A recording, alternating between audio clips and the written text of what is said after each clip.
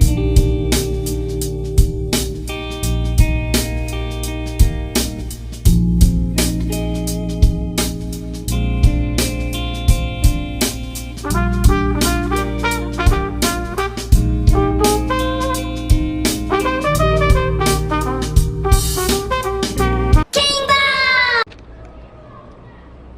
you.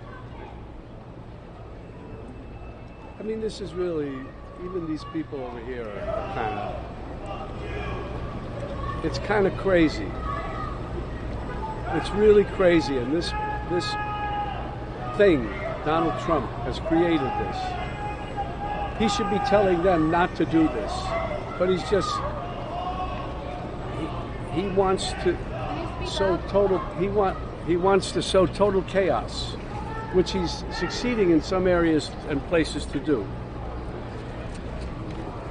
Anyway, beside all that, this is my neighborhood, downtown New York City. I grew up here and feel at home in these streets. I feel comfortable. The Twin Towers fell just over here, just over there. This part of the city was like a ghost town, but we vowed we would not allow terrorists to change our way of life. And we started the Tribeca Festival to bring people back. I love this city. I love this city. I don't want to destroy it.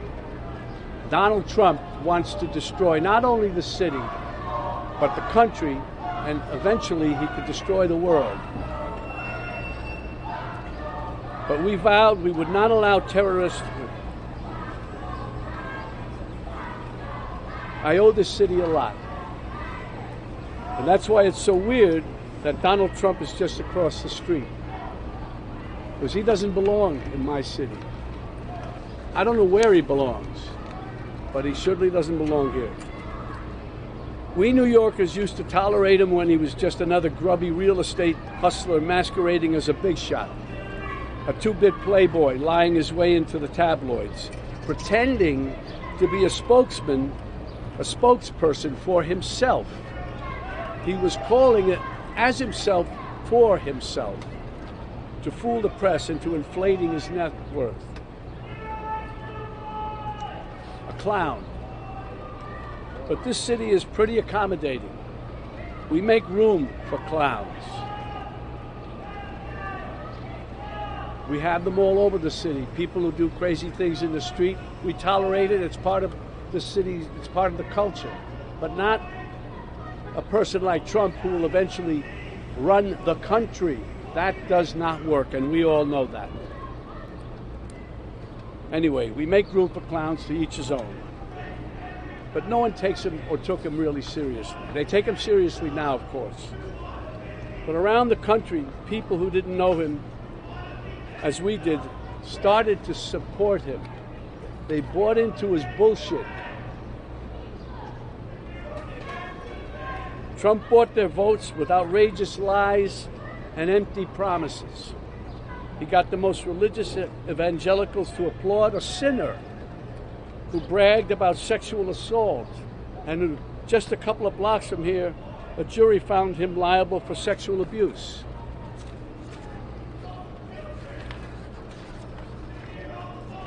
Somehow he even got self-styled patriots to support a man who called for terminating the Constitution, and on January 6th rallied an angry mob to threaten democracy, leaving death and destruction in its wake.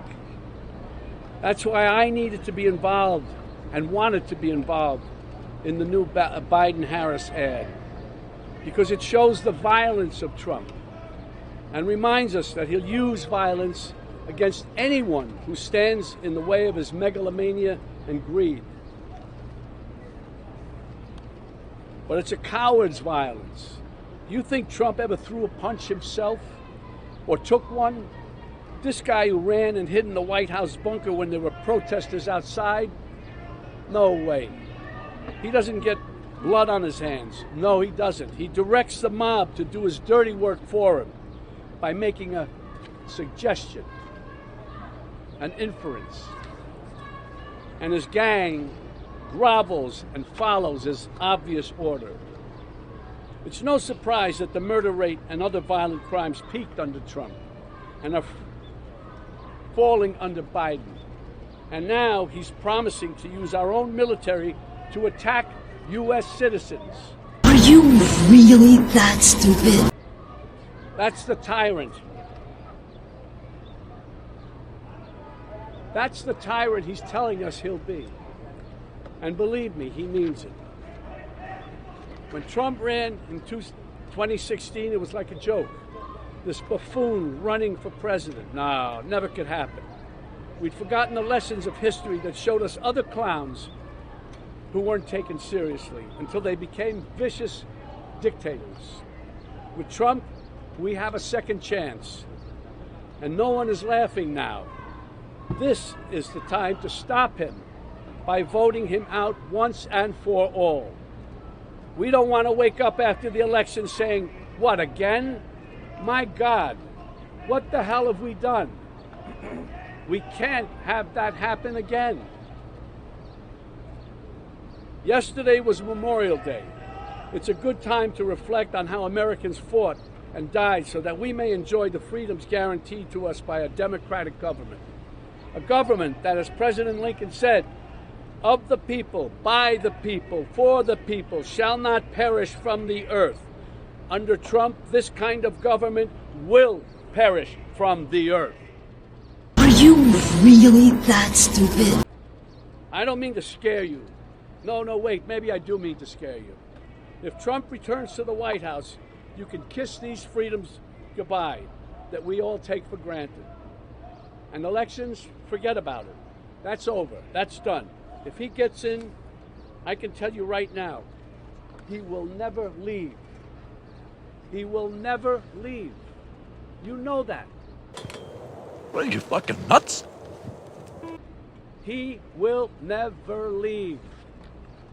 What does that mean? Is that the country we want to live in? Do we want him running this country and saying, I'm not leaving, I'm dictator for life? I hope this new ad campaign reaches outside the bubble to remind supporters of what a danger he is to our lives. This is not a threat. This is a reality.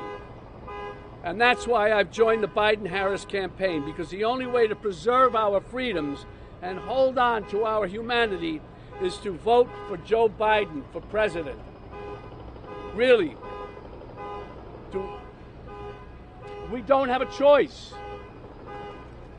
On January 6th, while Republican lawmakers despicably tried to keep the loser Trump, in the White House, and Trump-inspired insurrectionists stormed the Capitol, brave men and women from law enforcement put their lives on the line to defend this country. Our democracy. They are the true heroes. These guys are the true heroes. They stood and put their lives on the line for these lowlives, for Trump. They lied under oath. They lied under oath. Right. Who lied under oath? What are you telling me? Those two traitors behind you. Excuse me? Those two traitors behind you. They lied under oath? That's right. What are you saying? They're traitors. They're traitors. I don't know. I don't even know how to deal with you, my friend. I don't even know how to deal with you. They stood there. They didn't have to.